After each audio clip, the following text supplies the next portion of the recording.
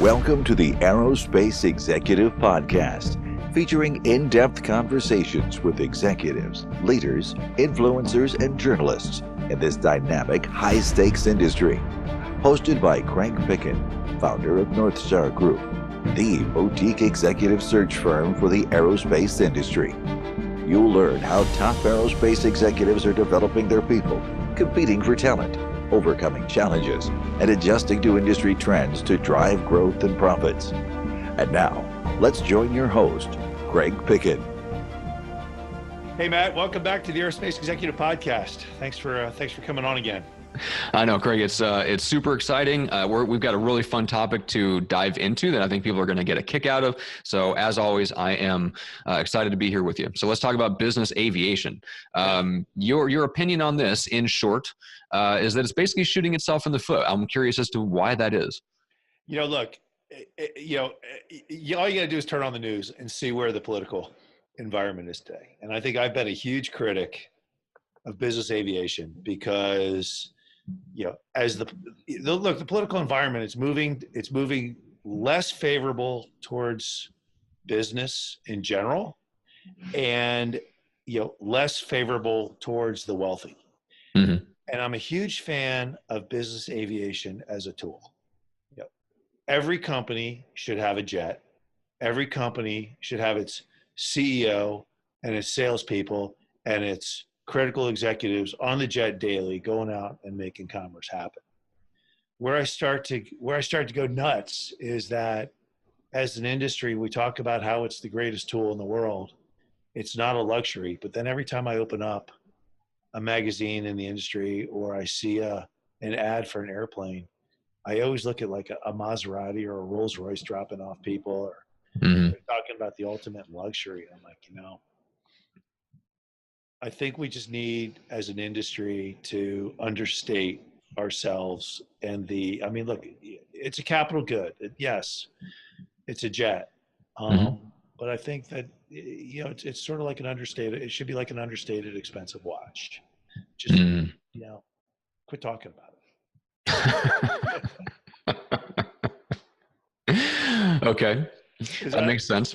I mean, is that, maybe I could just be the biggest moron in the world by saying that, but I'm kind of like, everybody always talks about the fat guy taking his Gulfstream to Europe, and Gulfstream are damn good airplanes, they're great airplanes. But they're great tools for the very high profile CFO or CEO, I'm sorry. I've been on one where every seat is packed to the gills with a team, going over to close some pretty big deals. It's an important tool. I don't think it's something we need to be talking about in this political environment. I think we need to be talking more about tool and utility and less about luxury. Okay. Yeah. So I guess what does that look like in terms of like treating it more and advertising it more like a tool, putting it in terms of the productive value of what it means in terms of closing deals and driving, profit to the bottom line, so to speak, and then less on the experience, the luxury experience to the actual executive who's taking it? I think that National Business Aviation Association, NBAA, does a great job. They talk about every year. They talk about profits of companies that utilize business jets, versus profits of companies that do not utilize business jets. And overwhelmingly, companies that use business aviation are more successful than companies who do not. Those are statistics that speak for themselves. And at the end of the day, I'm kind of like, I'm a big believer in, the utilization of the business jet is between the company and its shareholders.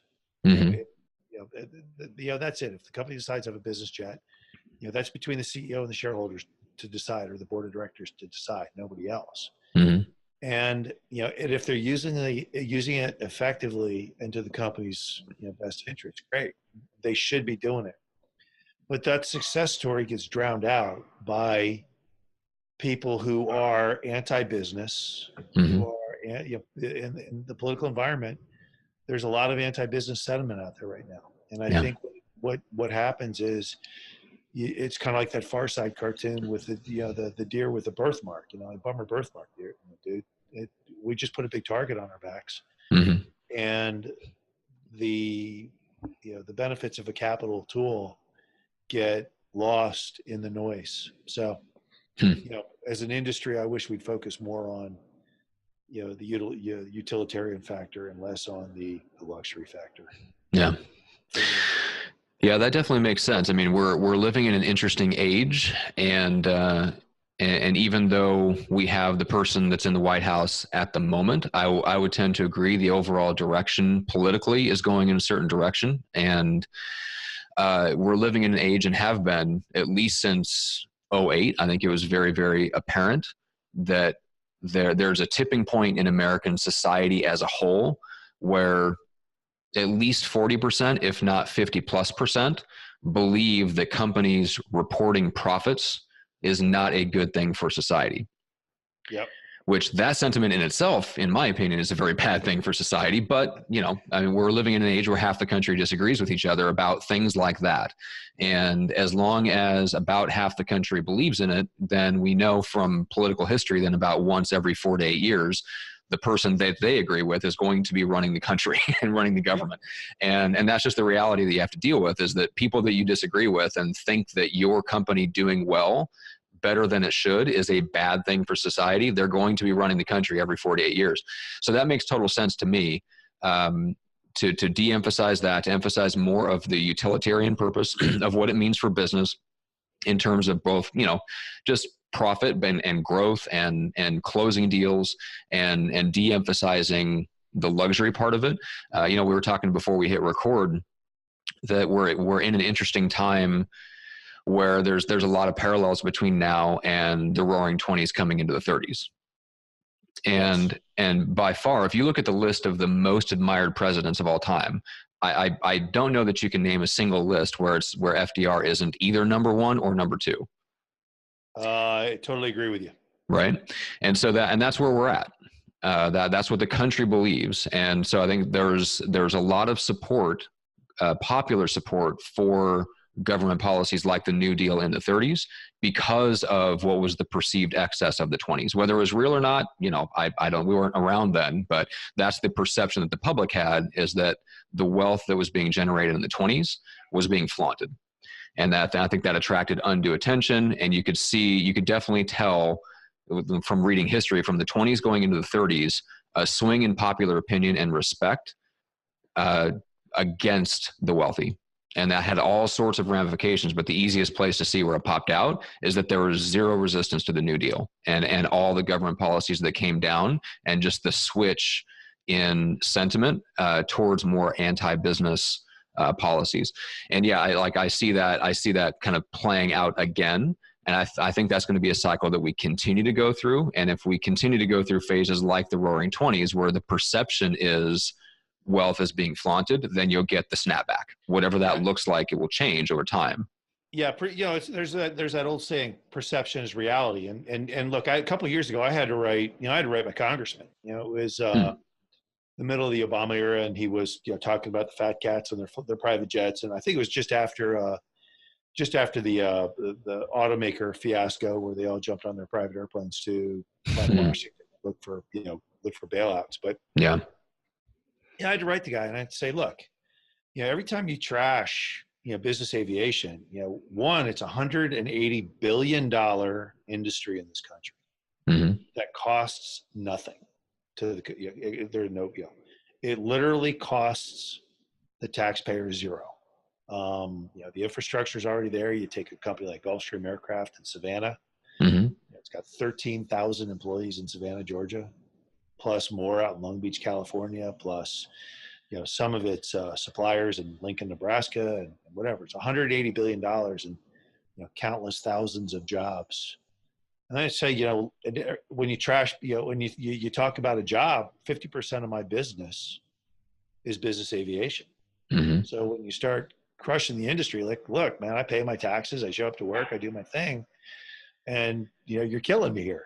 It's like, look at, look at the bright side. How many billions and trillions of dollars is business aviation pumping into our economy every year? Mm-hmm. Granted, and I look at I also look at companies like Jamie Dimon, high profile CEO, Mm-hmm. Jeff Bezos, high profile CEO, Michael Dell.